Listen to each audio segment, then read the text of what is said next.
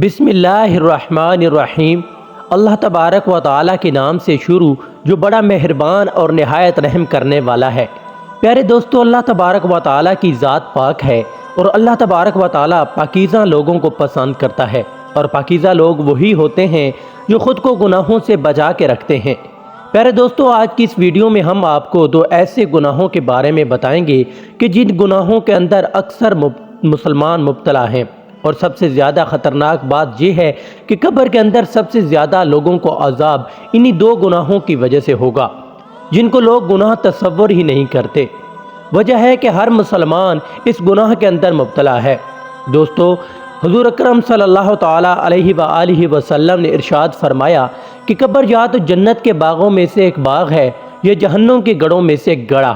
اگر کسی مسلمان نے قبر کے اندر کامیابی حاصل کی تو آگے کا معاملہ اس سے آسان ہے، اور اگر کوئی مسلمان قبر کے اندر ناکام ہوا تو آگے حشر کے اندر رسوائی اور ذلت کا عذاب ہے۔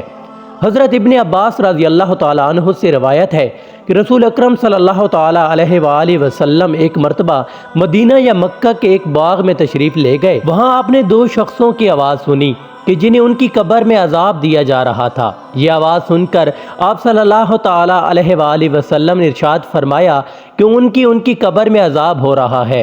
یہ عذاب کسی بڑے گناہ کی وجہ سے نہیں ہو رہا۔ پھر آپ صلی اللہ تعالیٰ علیہ وآلہ وسلم نے ارشاد فرمایا کہ ان میں سے ایک شخص کو پیشاب کے چھینٹوں سے نہ بچنے کی وجہ سے عذاب ہو رہا ہے، اور دوسرے شخص کو چغل خوری کرنے کی وجہ سے عذاب ہو رہا ہے۔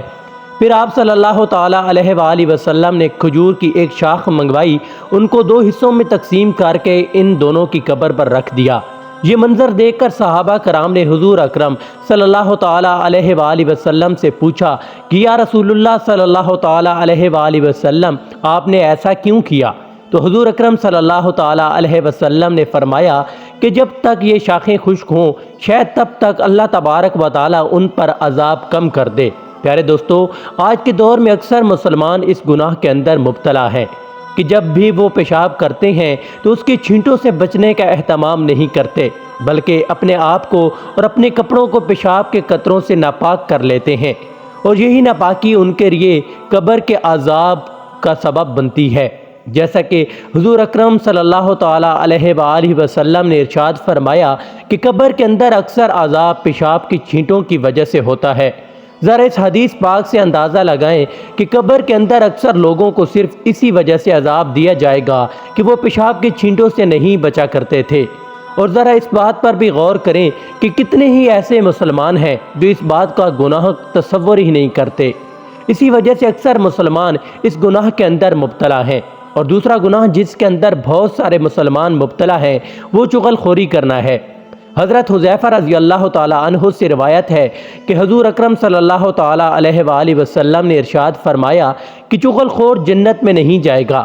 اور حضرت عبد الرحمن رضی اللہ تعالیٰ عنہ سے روایت ہے کہ وہ فرماتے ہیں کہ رسول اکرم صلی اللہ تعالیٰ علیہ وسلم نے ارشاد فرمایا کہ خدا کے بندوں میں سے سب سے بدترین بندہ وہ ہے جو چغل خوری کرتا ہے اور دوستوں کے درمیان جدائی ڈالتا ہے۔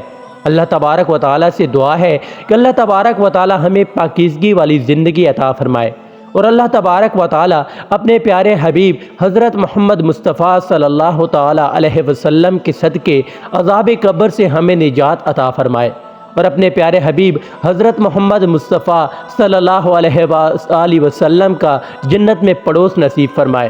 حاضرین کرام، یہ تھی ہماری آج کی ویڈیو۔ اگر آج کی ہماری یہ ویڈیو آپ کو پسند آئی ہو تو ویڈیو کو لائک کریں اور چینل کو سبسکرائب کریں۔